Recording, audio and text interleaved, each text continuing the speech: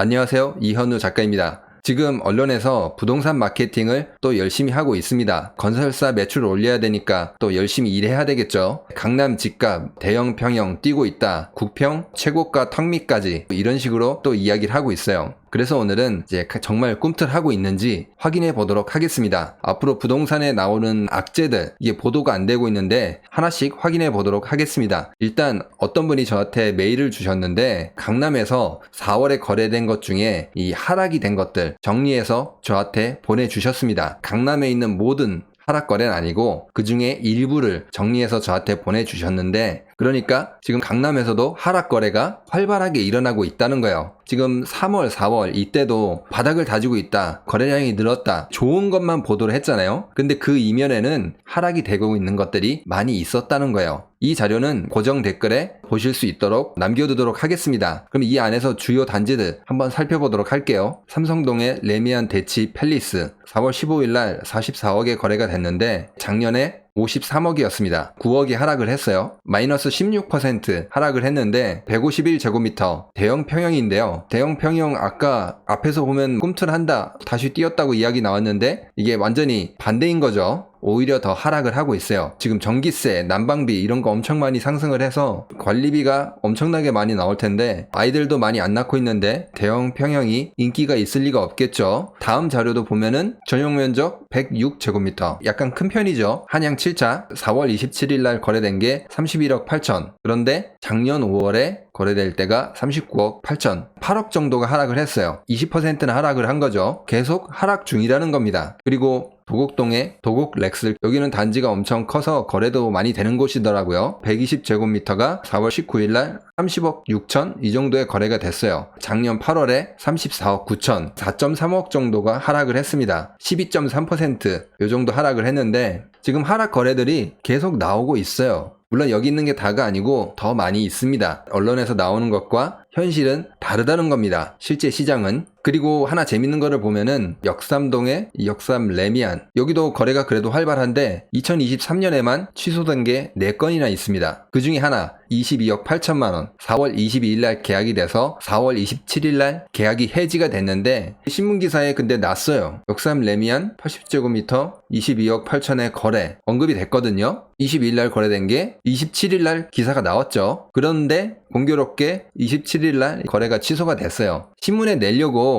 뭔가 일부러 거래를 한 거 아닌가, 그런 생각이 들거든요. 거래하자마자 이렇게 바로 취소해버리고 어떤 의도가 있지 않았을까, 그런 의심이 드는 거래였어요. 거래 숨통 튀었네 이런 식으로 기사를 쓸 수가 있잖아요. 근데 취소한 거는 뉴스에 안 나오죠. 보도를 안 하죠. 우연의 일치일 수도 있는데 계약한 당사자가 무슨 마음이 있는지 그건 아무도 모르잖아요. 우연의 일치가 너무 많이 겹친다, 그 말입니다. 시세를 조작하는 세력들이 있지 않나, 그런 의심이 들어요. 기사를 내고 취소를 했습니다. 기사를 쓰기 위해서 거래를 하지 않았나, 그런 의심이 드는 거죠. 아무튼 이런 식으로 하락하는 거래, 이상한 낌새가 느끼는 거래들 조금 살펴봤어요. 언론에서 말하는 게 전부가 아니라는 거를 아실 수 있겠죠. 그리고 매주 발표되는 매매 가격, 전세 가격, 이 변동이 발표가 되었습니다. 보시면은 언론에서 지금 막 엄청 좋아하고 있던데 지금 매매 가격이 서울이 조금 상승을 하고 전세 가격 같은 경우에도 서울이 조금 상승을 했어요. 매매 가격 같은 경우에는 0.03% 상승했습니다. 0.03%입니다. 3%, 5%가 아니라 전세 가격 지수는 0.01% 상승을 했습니다. 0.01%입니다. 하지만 다른 곳 같은 경우에는 아직도 많이 하락을 하고 있죠. 하락하면서 약간 반등을 하는 거죠. 전국적으로 한번 살펴보도록 하겠습니다. 매매 가격 지수 지역별로 살펴보면은 서울 0.03, 인천 0.02 조금 상승을 했어요. 경기는 0.06 하락 중이고요. 그리고 대구는 이번 달도 역시 1위를 놓치지 않고 있습니다. 마이너스 0.15, 울산 마이너스 1.2, 부산 마이너스 1.2 이런 식으로 대구, 울산, 부산 이렇게 하락폭이 전국에서 가장 큽니다. 그리고 전세 같은 경우에는 인천, 경기 마이너스 0.07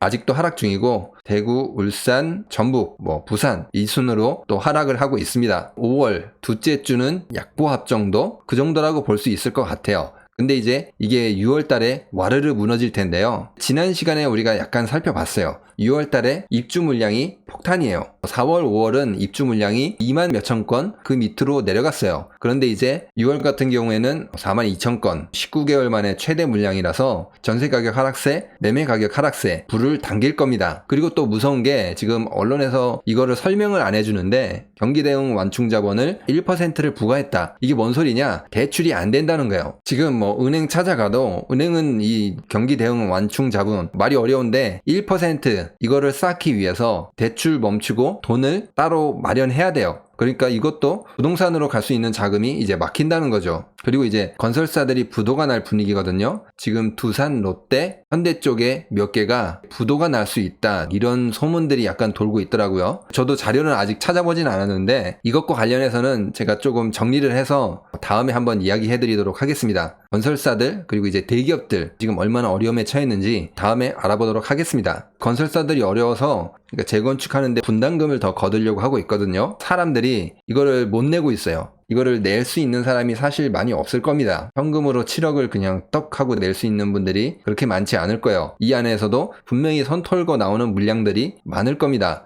갭 투자했던 사람들 분담금 몇 억을 낼 돈이 어디 있어요. 이미 대출 받아서 갭 투자했는데 이런 분들의 물량도 많이 나올 거예요. 공사비 분담금 엄청 많이 올리고 있는데 이런 것도 지금 언론에 잘 나오고 있지 않습니다. 그리고 연체율 이것도 폭증 중인데 연끌하신 분들이 돈을 못 내고 있다는 거겠죠. 이자라든지 이런 것들을 부동산 가격이 상승을 해야지 그걸 팔아서 갚을 텐데 그게 안 된다는 거죠. 대출 받으신 분들은 지금 굉장히 힘든 상황에 있을 겁니다. 확실히 이런 자료들이 너무 보기 쉽게 정리가 되고 취소가 된 거래들, 의심이 된 거래들도 막 있고 입주 폭탄도 터지고 대출도 안 돼요. 엄청난 큰 타격이 찾아올 겁니다. 건설사들도 지금 굉장히 위태위태해요. 아무튼 부동산이 지금 언론에서 나오는 이야기와 달리 어떻다? 지하실 문을 열고 내려가기 시작했다. 그 말입니다. 영상을 정리하기 전에 또 초심을 잘 지키라고 이렇게 말씀을 해주시는 분들도 많이 있습니다. 유혹에 넘어가지 마시라고 TV에 나간다든지 다른 방송 뭐 이런 데 나가서 거기 있는 사람들과 친해져서 물들지 않을까 이런 식으로 약간 걱정하시는 분들이 있더라고요. 그 사람들하고 저하고 그렇게 큰 차이는 없어요.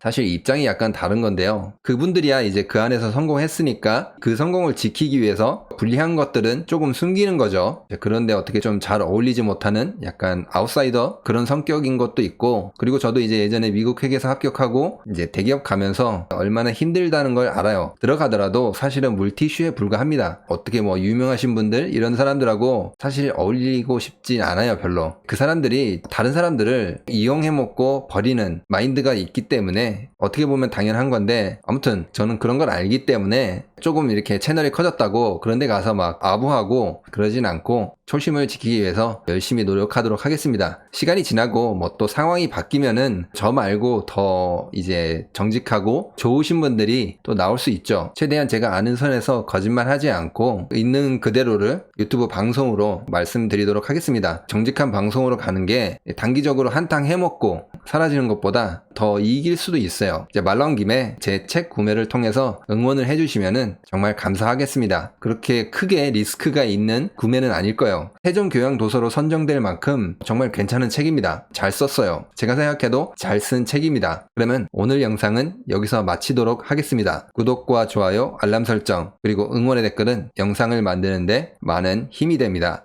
감사합니다.